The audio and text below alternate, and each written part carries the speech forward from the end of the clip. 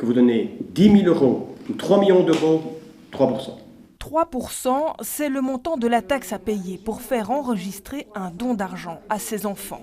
L'enregistrement de donation, un acte que ce notaire va sans doute réaliser de plus en plus souvent, surtout depuis que la région a décidé de rallonger de 3 à 5 ans la période pour les dons non enregistrés. Mais ça va allonger la durée pendant laquelle le donateur devra survivre. S'il décède dans ce délai, la somme qu'il a donnée va se rajouter à son patrimoine et donc les droits de succession vont être perçus sur la somme donnée également. Plus le donateur est âgé, plus il a intérêt à faire une donation enregistrée selon ce notaire. Une fois que l'acte est enregistré, vous payez la taxe de 3% en ligne directe et 7% pour toutes les autres personnes.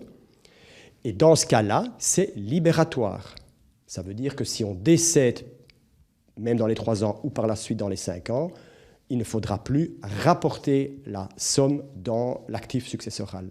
La contrainte d'enregistrer étant plus forte, la région espère anticiper les recettes. Car même si la taxation est moins élevée que les droits de succession, cela amène de l'argent dans les caisses régionales avec plus de certitude.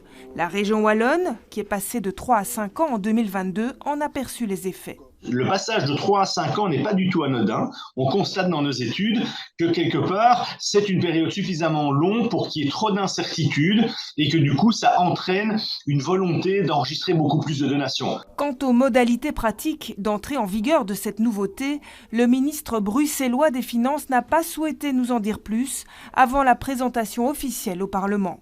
Mais si la région bruxelloise s'aligne sur la région wallonne, il ne devrait pas y avoir d'effet rétroactif sur la donation réalisée sous le couvert de l'ancienne législation.